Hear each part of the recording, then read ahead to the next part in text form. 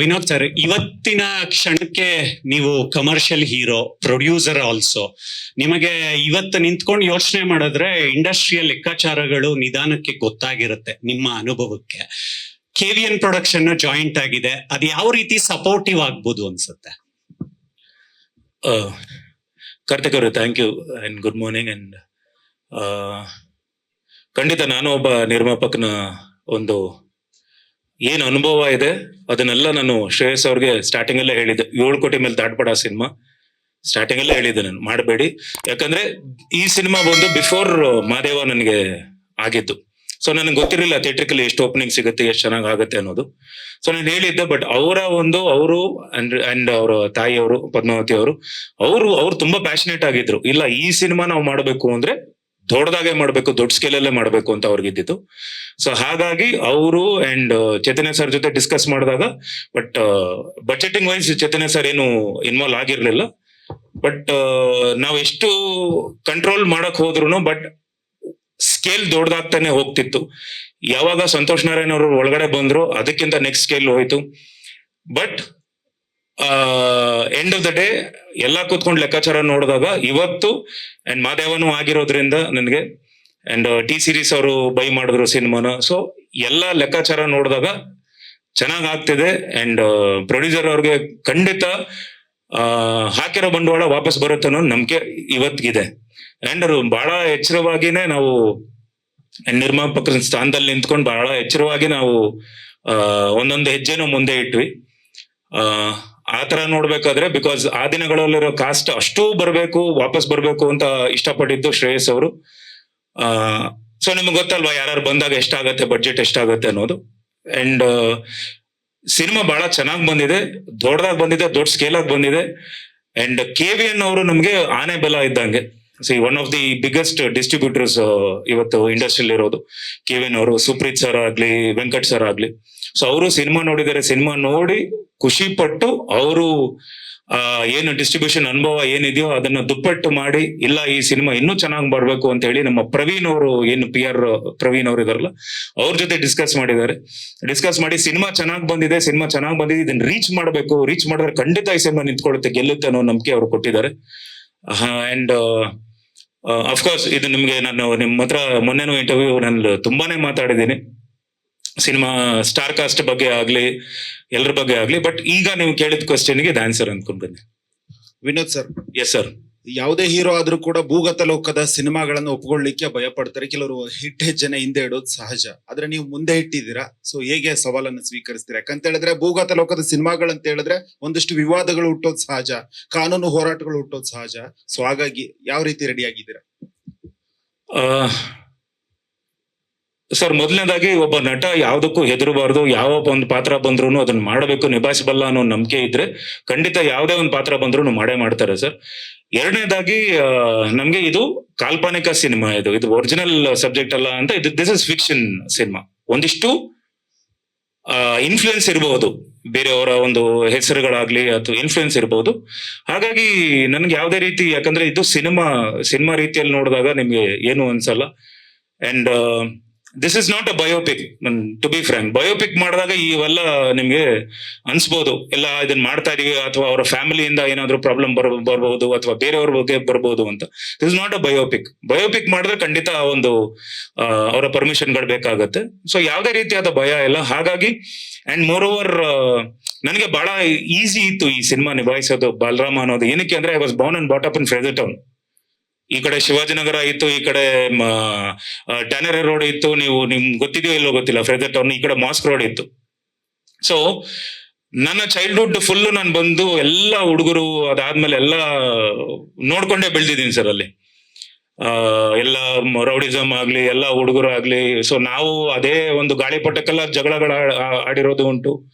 ಸುಮ್ನೆ ಯಾವ್ದೋ ಒಂದು ಪಾರಿವಾಳಕ್ಕೆಲ್ಲ ಜಗಳಗಳ ಆಡಿರೋದು ಉಂಟು. ಸೊ ಐ ಸೀನ್ ದಟ್ ಇದು ಆ ಫೀಲ್ಡ್ ನ ನೋಡ್ಕೊಂಡು ಬೆಳೆದಿದ್ದೀನಿ. ನಮ್ಮ ಹುಡುಗರು ಎಷ್ಟೊಂದ್ ಜನ ಜೈಸಿಗೆ ಹೋಗಿದ್ದಾರೆ, ಎಷ್ಟೊಂದ್ ಜನ ಏನೂ ಮಾಡಿರಲ್ಲ, ಸುಮ್ನೆ ಬಾರ ಮಚ್ಚ ಅಂತ ಹೆಗಲ್ ಮೇಲೆ ಕೈ ಹಾಕೊಂಡು ಹೋಗಿ ಏನೋ ಕೇಸ್ಗಳು ಮಾಡ್ಬಿಟ್ಟು ಅಂತರಾಗಿರೋದು ನೋಡಿದ್ದಾರೆ.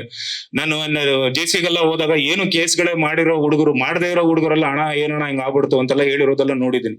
ಸೊ ಆ ಕಷ್ಟಗಳೆಲ್ಲ ಐ ವಾಸ್ ಇನ್ ಟು, ನಮ್ಮ ಫ್ರೆಂಡ್ಸ್ ತುಂಬಾ ಜನ ಇದ್ದಾರೆ. ಹಾಗಾಗಿ ಇವತ್ತಿಗೂ ನನಗೆ ನಾನು ಇನ್ನೊಂದು ವಿಷಯ ಹೇಳಕ್ ಇಷ್ಟಪಡ್ತೀನಿ. ನನ್ನ ಮಾದೇವ ಸಿನಿಮಾ ಹೊರಗಡೆ ಬರಕ್ ಮುಂಚೆ ಸಾಕಷ್ಟು ಪ್ರಾಬ್ಲಮ್ಗಳಿತ್ತು. ಸುಮಾರು ಜನ ಸ್ಟೇಗಳೆಲ್ಲ ತಂದಿದ್ರು, ಬಹಳ ಪ್ರಾಬ್ಲಮ್ಗಳಿತ್ತು. ನನಗೆ ಮುಂಚೆನೆ ಪರಿಚಯ ಆಗಿದ್ದು ಅಗ್ನಿಶ್ರೀಧರ್ ಸಾಹೇಬ್ರು ಹಾಗೂ ಭಜನ್ ಸಾಹೇಬ್ರು. ನನಗೆ ಬಹಳನೇ ಒಂದು ಫ್ಯಾಮಿಲಿ ಫ್ರೆಂಡ್ಸ್, ನಮ್ಮ ತಂದೆಯ ಮೇಲೆ ತುಂಬಾ ಗೌರವ ಇದೆ ಅವ್ರಿಗೆ. ಹಾಗಾಗಿ ನನಗೆ ಮಾದೇವ ರಿಲೀಸ್ ಆಗಕ್ಕೆ ಅವರು ಎಲ್ರನ್ನು ಕರ್ಸಿ ಕೂರ್ಸಿ ಇವೆಲ್ಲ ಮಾಡಬೇಡಿ, ಸಿನಿಮಾ ರಿಲೀಸ್ ಆಗ್ಲಿ ಅಂತ ಹೇಳಿ ಒಂದ್ ಮಾತು ಹೇಳ್ತಾರೆ, ಇವನು ನನ್ನ ಮನೆ ಮಗ, ಈ ಸಿನಿಮಾಗೆ ಯಾರು ಏನು ಪ್ರಾಬ್ಲಮ್ ಮಾಡಬಾರ್ದು ಅಂತ ರಿಲೀಸ್ ಮಾಡಿಸಿ ಸಿನಿಮಾ ಹೋಗಿ ಅಲ್ಲೇ ಕನಕಪುರ ರೋಡ್ ಅಲ್ಲಿ ಸಿನಿಮಾ ನೋಡ್ಕೊಂಡ್ ಬಂದು ನನಗೆ ಫೋನ್ ಮಾಡಿ ತುಂಬಾ ಚೆನ್ನಾಗಿ ಮಾಡಿದೆ ನೀನು ಅಂತ ಹೇಳಿದವ್ರು ಅವರು. ಸೊ ಹಾಗಾಗಿ ನನಗೇನು ಅವ್ರಿಗೂ ನನ್ನ ಬಗ್ಗೆ ಒಂದು ನಾನು ಬೆಳಿಬೇಕು, ಚೆನ್ನಾಗಿ ಮಾಡ್ಬೇಕು ಅಂತ ಒಂದು ಒಲವು ಇದೆ. ಸೊ ಹಾಗಾಗಿ ಯಾರು ಯಾವ್ದು ಏನು ಪ್ರಾಬ್ಲಮ್ ಆಗಲ್ಲ ಅಂತ ಗೊತ್ತಿದೆ ಸರ್. ವಿನೋದ್, ನಿಮ್ಮ ಸಿನಿಮಾ ಜರ್ನಿಗೆ, ನಿಮ್ಮ ಸಿನಿಗ್ರಾಫ್ಗೆ ಈ ಸಿನಿಮಾ ಎಷ್ಟು ಇಂಪಾರ್ಟೆನ್ಸ್ ಅನ್ಸುತ್ತೆ? ಯಾಕಂದ್ರೆ ಒಂದು ವಕ್ತ ಚೇಂಜ್ ಆಗ್ತಾನೆ ಇದೆ, step by step change over ಆಗ್ಬೇಕು. ಸೊ ಈ ಸಿನಿಮಾ ನಿಮ್ಮ ಸಿನಿಗ್ರಾಫ್ಗೆ ಎಷ್ಟು ಇಂಪಾರ್ಟೆನ್ಸ್? ಸರ್ ಖಂಡಿತ. ಈಗ ನನ್ನ ಗ್ರಾಫ್ ನೀವು ನೋಡ್ಕೊಂಡ್ ಬಂದ್ರೆ, ಸೊ ಮಾದೇವ ಇಂದ ನಾನು ಟೋಟಲ್ ಚೇಂಜ್ ಆಗಿದ್ದೇನೆ. ಸೊ ಅಲ್ಲಿಂದ ನೆಲ್ಸನ್ ಆಗ್ಲಿ ಅಥವಾ ಬಲರಾಮ ಆಗ್ಲಿ, ನನ್ನ ಸಿನಿಮಾ ರಾಘವ ಲಂಕಾಸುರ ಆಗ್ಲಿ, ಇದೆಲ್ಲಾನು ಬೇರೆ ಬೇರೆ ಬೇರೆ ಪಾತ್ರಗಳು ಮಾಡ್ತಿದ್ದೀನಿ. ಬಟ್ ಇವತ್ತು ನಾನು ಈ ಸ್ಟೇಜ್ ಮೇಲೆ ಹೇಳಕ್ ಇಷ್ಟಪಡ್ತೀನಿ, ನನ್ನ ಸಿನಿ ಕರಿಯರ್ ಅಲ್ಲಿ one of the biggest cinema ಇದು ಬಲರಾಮ. ದೊಡ್ಡ ಸಿನಿಮಾ, ನನಗೆ ದೊಡ್ಡ ವೆಚ್ಚದಲ್ಲಿ ನಡೆದಿರುವಂತ ಸಿನಿಮಾ. ಯಾಕಂದ್ರೆ ನನಗೆ ಮಾದೇವ ಪ್ರೀವಿಯಸ್ ಏನಾಗಿದೆಯೋ ಅದಕ್ಕಿಂತ ದುಪ್ಪಟ್ಟು ಅಂಡ್ 2.5 3 ಟೈಮ್ಸ್ ನನ್ನ ಮೇಲೆ ಬಂಡವಾಳ ಹೂಡಿ ಸಿನಿಮಾನ ಮಾಡಿದ್ದಾರೆ. ಸೊ ಅವ್ರಿಗೆ 100% ದುಡ್ಡು ಬರುತ್ತೆ ಅನ್ನೋ ನಂಬಿಕೆ ನಮಗಿದೆ. ಎಲ್ಲರೂ ಅದಕ್ಕೆ ನಾವು ಪ್ರಯತ್ನ ಪಡ್ತಾ ಇದೀವಿ. ಆಕ್ಚುಲಿ ನೀವು ಪ್ರೊಡ್ಯೂಸರ್, ನಿರ್ಮಾಪಕರ ನಾಯಕ ನೀವು. ಯಾಕಂದ್ರೆ ಪ್ರಮೋಷನ್ ಲಾಸ್ಟ್ ಟೈಮ್ ನೋಡಿದ್ವಿ ಮಹಾದೇವದಲ್ಲಿ, ಬಹಳಷ್ಟು ಇನಿಷಿಯೇಟ್ ತಗೊಂಡಿದ್ರಿ. ಈ ಸಿನಿಮಾಗೆ ಏನ್ ಪ್ಲಾನ್ ಔಟ್ ಮಾಡ್ಕೊಂಡಿದ್ದೀರಾ? ಸರ್ ತುಂಬಾ ಪ್ಲಾನ್ಸ್ ಇದೆ ಸರ್, ಎಲ್ಲ ಕೂತು ಮಾತಾಡ್ತಿದೀವಿ. ಯಾಕಂದ್ರೆ ಆಲ್ ಆಫ್ ದ ಸಡನ್ ನಮ್ಗೆ KVN ಅವರು ನಮ್ಗೆ ಡೇಟ್ ಕೊಡ್ತಾರೆ, ಸುಪ್ರೀತ್ ಸರ್ ಅವರು 26th ಬಂದ್ಬಿಡಿ, ಯಾಕಂದ್ರೆ ಇನ್ನು ಯಾವ್ದು ಸಿನಿಮಾಗಳಿಲ್ಲ, ನೋಡಿ ಸಿನಿಮಾ ಚೆನ್ನಾಗಿ ಬಂದಿದ್ರೆ ಬಂದ್ಬಿಡಿ ಅಂತಾರೆ. ಸೊ ಆಲ್ರೆಡಿ ನಮ್ಗೆ ಪೋಸ್ಟ್ ಪ್ರೊಡಕ್ಷನ್ ಕೆಲಸಗಳು 80-85-90% ಏನೋ ಕೆಲಸಗಳು ಮುಗ್ದಿತ್ತು. ಸೊ ಆ ಟೈಮಲ್ಲಿ ನಮ್ಗೆ ಡೇಟ್ ಕೊಟ್ಟಾಗ ಸ್ವಲ್ಪ ಕೆಲಸಗಳು ಫಾಸ್ಟ್ ಮಾಡಿದ್ವಿ. ಅಂಡ್ ನಮ್ಗೆ ಸಾರಿ ಕ್ವಶನ್ ಮಾಡ್ಬಿಟ್ಟಿರ್ತೀರಿ, ಪ್ರಮೋಷನ್ ಎಲ್ಲ ಸಾರಿ ಸರ್. ಅಂಡ್ ಸೊ ಬೇಗನೆ ಅದು ನಮ್ಗೆ ಟೈಮ್ ಕೊಟ್ಟಿದ್ರಿಂದ ಒಂದು ಬಹಳ ಚಿಕ್ಕ ಟೈಮ್ ಇದೆ, 2-3 months ಇದ್ದಿದ್ರಿಂದ ಇದ್ದಿದ್ರೆ ನಾವು ಬೇಗನೆ ಬೇರೆ ತರದ ಪ್ರಮೋಷನ್ ಎಲ್ಲ ಮಾಡ್ತಿದ್ವಿ. So all of the sudden ನಮ್ಗೆ ಡೇಟ್ ಕೊಟ್ಟಿದ್ರಿಂದ so we are trying to hurry up. We are ಎಲ್ಲ ಕೂತು ಮಾತಾಡಿ ಹಿಂಗ್ ಮೊನ್ನೆ ಐ ಥಿಂಕ್ 3-4 days ಇಂದ ನಾನು ಹಾಗೂ ನಿರ್ದೇಶಕರು KM ಚೈತನ್ಯ ಸರ್ ಅವರು ಯಾವ ತರ ಆಗಿದೀವಿ ಅಂದ್ರೆ ಬ್ಲಾಂಕ್ ಆಗ್ಬಿಟ್ಟಿದೀವಿ. ಯಾವ ಚಾನೆಲ್ ಏನ್ ಮಾತಾಡಿದೀವಿ ಮತ್ತೆ ಅದನ್ನೇ ರಿಪೀಟ್ ಮೋಡಲ್ಲಿ ನಾವು ಲೂಪ್ ಮೋಡಲ್ ಮಾತಾಡ್ತಾ ಇದ್ವಿ. ನಮ್ಗೆ ಎಷ್ಟು almost I think summer around 12 ಎಲ್ಲಾರು ನಿಮ್ಮ ಹತ್ರ ಎಲ್ಲರ ಹತ್ರ ಮಾತಾಡ್ತಾ ಇದೀವಿ. ಸೊ ಅದು ಈ ಪ್ರಮೋಷನ್ ಆದ್ಮೇಲೆ ಐ ಥಿಂಕ್ ವೆಬ್ಸೈಟ್ ಗಳಲ್ಲಿ ಸೋಷಿಯಲ್ ಮೀಡಿಯಲ್ಲಿ ಬರಕ್ ಸ್ಟಾರ್ಟ್ ಆಗುತ್ತೆ. So we are trying to do our best sir, reach ಆಗ್ತಿದೆ. And I think last week, because ಮಾದೇವನು ಹಂಗೆ ಮಾಡಿದ್ದು, ಲಾಸ್ಟ್ ವೀಕ್ ಉತ್ತರ ಕರ್ನಾಟಕ ಹೋಗಿದ್ದೆ. So cinema before release. So ಹಾಗೆ ಈ ಸಿನಿಮಾಗೂ ಒಂದಿಷ್ಟು ತಯಾರಿ ತಗೊಂತಿದ್ವಿ. ಶ್ರೇಯಸ್ ಸರ್, ಸರ್ ಖಂಡಿತ ಸರ್, ನಾನು ಹೇಳ್ತೀನಲ್ವಾ, ಎಲ್ಲಾ ಚಾನೆಲ್ ಅಲ್ಲೂ ಹೇಳ್ಬಿಟ್ಟಿದ್ದೀನಿ, ಈಸ್ ಕೈಂಡ್ ಆಫ್ ಎನ್ಸೈಕ್ಲೋಪೀಡಿಯಾ ಅಂತಾನೆ ಹೇಳ್ಬೇಕು. ಬಿಕಾಸ್ ಸಿನಿಮಾ ಮಾತ್ರ ಅಲ್ಲ ಸರ್, ಸಿನಿಮಾ ಮಾತ್ರ ಅಲ್ಲ, ನೀವು ಯಾವುದೇ ಕ್ಷೇತ್ರದಲ್ಲಿ ನೀವು ಕೇಳಿ ಅವ್ರ ಬಗ್ಗೆ ಒಂದ್ ಕ್ವೆಶ್ಚನ್ ಕೇಳಿ, you have bundles of answer and correct answer. ಅವರು ಒಂದು intellectual person and a very good human being. ನಾನು ಸಿನಿಮಾ ಶೂಟ್ ಮಾಡ್ಬೇಕಾದ್ರೆ ನನ್ಗೊಂದು ಅಂದ್ರೆ ಒಬ್ಬರು ಡೈರೆಕ್ಟರು ನಾನು ಏನ್ ಕೆಲಸ ಮಾಡ್ಬೇಕು ಅನ್ನೋದು ಒಂದು ಇತ್ತೆ ಹೊರತು, ಈಗ ಮೊನ್ನೆಯಿಂದ ಪ್ರಮೋಷನ್ ಅವ್ರ ಜೊತೆ ನಾನು ಮಾಡ್ತಿದ್ದೀನಿ ಸರ್. ಅವರಾಗ್ಲಿ, ಅವರ ಲೆಗಸಿ, ಅವರ ತಂದೆಯವರಾಗ್ಲಿ, ಅವರ ತಾತ ಅವರಾಗ್ಲಿ, ಆ ಲೆಗಸಿಯಿಂದ ಬಂದಿರೋರು. ಅದಾದ್ಮೇಲೆ ನೀವು ಯಾವುದೇ ರೀತಿಯ ಕ್ವೆಶ್ಚನ್ ಕೇಳಿದ್ರೆ ನಮ್ಗೆಲ್ಲ ಒಂದು ಡೈಮೆನ್ಷನ್ ಇತ್ತು ಅಂದ್ರೆ ಅವ್ರು ನೋಡೋ ನೋಟನೇ ಬೇರೆ ತರ ಇರುತ್ತೆ, ಅವರ ಒಂದು ಪ್ರೆಸೆಂಟೇಶನ್, ಸ್ಕ್ರೀನ್ ಪ್ರೆಸೆಂಟೇಶನ್ ಬೇರೆ ತರ ಇರುತ್ತೆ. I felt very happy, I am very proud. And ನನಗೆ ನಾನು ತುಂಬಾ ಅಡ್ಮೈರ್ ಮಾಡ್ತೀನಿ ಸರ್ ಅವ್ರನ್ನ. ನನ್ ಇನ್ನೂ ಎಷ್ಟೇ ಈ ಸಿನಿಮಾ ಆದ್ಮೇಲೆ, ಈ ಸಿನಿಮಾ ಗೆಲ್ಬೇಕು, ಈ ಸಿನಿಮಾ ಆದ್ಮೇಲೆ ಅವ್ರು ಎಷ್ಟು ಯಾವಾಗ ಅವ್ರನ್ನ ನನ್ನ ಜೊತೆ ಕೆಲಸ ಮಾಡ್ಬೇಕು ಅಂತ ಇಷ್ಟಪಟ್ರೆ ಖಂಡಿತ I will be ready to work with him. Such a wonderful director. Of course ಇವಾಗ ಎಲ್ಲ ಹೇಳಿದ್ರು, ತಾರಮಾನು ಹೇಳಿದ್ರು, ಮೈಕೆಲ್ಲ ಹೊಡೆದಾಕಿದ್ರು ಅಂತ ಹೇಳಿ. ಸರ್ ನಾನು ಈಗ ನನ್ಗೆ ಏನೋ ಬೇಕು, ಒಂದು ಫ್ರೇಮ್ ಅಲ್ಲಿ ಏನೋ ಬೇಕು ಅಂತ ನಾನು ಬಯಸಿದ್ರೆ ನಾನು ಚೆನ್ನಾಗಿ ಬರೋವರೆಗೂ ನಾನು ಬಿಡಲ್ಲ ಸರ್. ನನ್ಗೆ ಹಿಂಗೇ ಬೇಕು ಅಂತ ಇರುತ್ತೆ.